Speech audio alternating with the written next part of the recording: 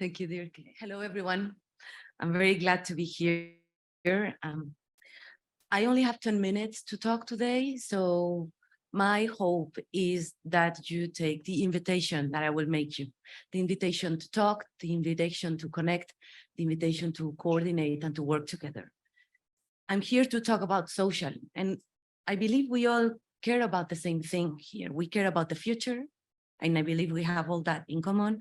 So I hope we find common paths to collaborate. First, I would like to introduce very briefly who I am and what I represent. My name is Isabel. I represent ISTO, the Fair and Sustainable Tourism for All organization.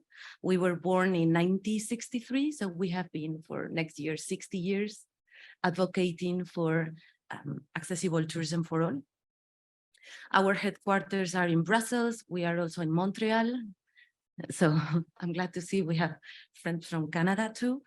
And we have more than 170, that's not updated, in more than 40 countries all over the world.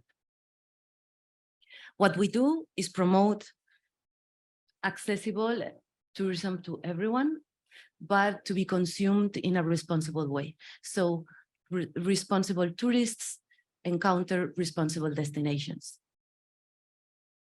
Our values are quality of life, accessibility, solidarity, fair business, and environment. And we are aligned with the SDGs. Our goal is also to be able to form eventually an observatory that is able to collect international information regarding the social dimension of sustainability. Why? Because there is an imbalance in the existing information. We all talk a lot about economy. We all talk a lot about now environment, and such a few talk about social. Why? Because social is usually the hardest one to measure and the ugliest one to talk about. The most difficult ones. Why do we need this? Because we all understand that tourism is about people-to-people connection, because we all talk about more to better tourism, but we need a better understanding about that. What is better? I know the Canary Islands have been doing some research about that with the Travel Foundation. And Dirk mentioned it, we are doing lobby without evidence. So I really need your help here. We cannot stay on the surface, and afterwards I will give you some examples of why we need to deep dive into it. So I am here to talk about the social dimension of sustainability. We have long been talking about international arrivals, room nights, how much money tourists spend, but we don't talk about who travels and especially who doesn't travel, and why those that do not travel cannot travel. For example, Argentina, we have friends from Argentina here. I will put an example afterwards about them. They have a very good example about that. So I don't want to invent the wheel. I would like you to start applying certain methodologies that are already existing, hopefully to get started into creating indicators that we can hopefully collect, consolidate, compare. I will share with you the presentation, of course. So, for example, our friends from the Observatorio de Turismo Social of Argentina, they are already working on it. So what they do is say, who is traveling, who is not traveling, and those that are not traveling, why are they not traveling? Due to socioeconomic variables, territorial, health, ethnicity, what reasons? And there we cross results. This is the same thing, sorry, it was duplicated. For example, our friends from Visit Flanders, they are members of ISTO as well. They talk about holiday participation. If you see there, 13% of people do not go on travel. What we are suggesting them is that they change this question in the, not how many of you had a trip during the last 3 years, but last year, well, in the previous last year, 3 years, nobody really left on holidays. But hopefully, if we are able to change that methodology and more of you do that, we can aggregate it. And I think here is also an interesting perspective, because if you see there, out of the 13% of the people, 41% do not have financial resources. and 17% were unable because of a physical limitation. We have been talking about accessibility. What if we start measuring it from the traveler's perspective? Did they found barriers on their trip? So it's no longer dependent on how many accommodations have the seal of sustainability, how many rooms are declared as sustainable. What if we focus on the customer experience? Food for thought, hopefully.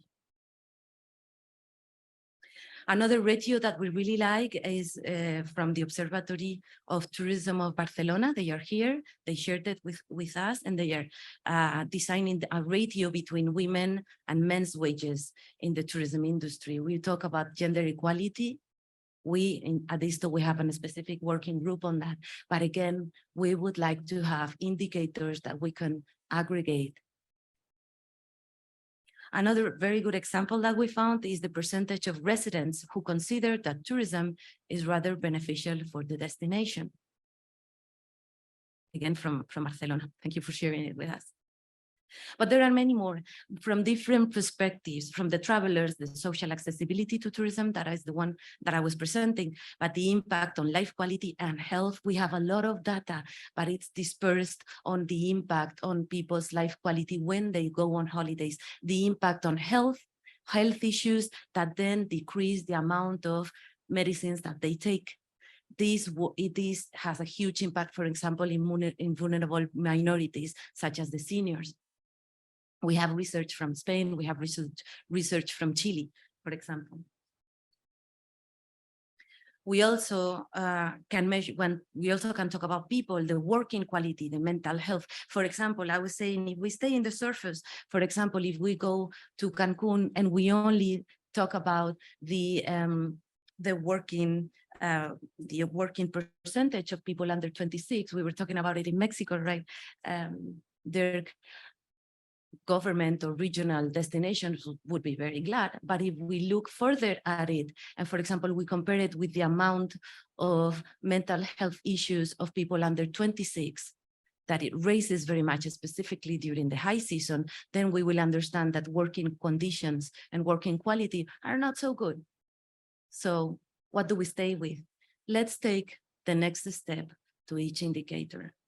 We talk about gender equity. We talk about inclusivity. This is huge as well. For example, Aldia NCB in France uses tourism programs in young people and students to develop inclusivity. They have some research about it. If you come to us, I will gladly share it with you. So let's hope that we can continue working together.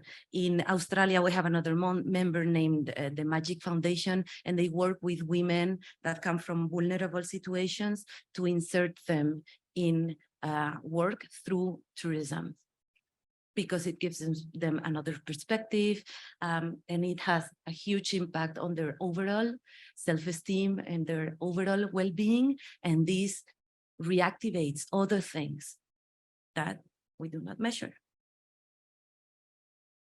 I'm very glad that Glenn is here, because he was talking about the private sector, and I believe that the ESG reporting gives us an ocean of data that we should be able to collect. The private sector is doing a lot of things. What if the UNWTO, what if the observatories could give some guidance on how to design these KPIs? So again, we can collect them and we can consolidate them and we can start reaching to conclusions. This is an example from Rio. Thank you for sharing it with us. So why can I try to convince you to implement these KPIs and share the results with us? Because there is a global need in tourism sector to set new goals. I think we all agree on that, because we need socially responsible decision-making KPIs required for better policies. We have a lot of public entities as members, and they need to design better policies, but based on what? I need that what as president? Because indicators, as I was saying, must be compatible, aggregated, and comparable, because you will also achieve a new know-how. And we would like to align and contribute to the SDGs measurement, and all results will be compiled in a report that we will present in a main international instances. So I would like to engage with and commit you, Dirk, as well in this. I invite you to join ISTO. We have many members in many of the countries that you are here. We are actually working right now with Guanajuato as well. We are coming to an agreement to design new social indicators. So things are already going on. It's just that they are not happening in a coordinated way. So what we risk is that in 2-3 years time, you will all have finished doing your KPIs and nobody will be able to aggregate them because all methodologies will be already done. So we will be already late. Changing is much more difficult than creating from the beginning in a coordinated way. So I invite you to that. And let's not forget about people. Let's not forget about the social dimension, please, because after all, the way we behave, the way we consume and produce, has caused the climate change. So we people are the problem, but we are also the solution. So thank you so much for your time.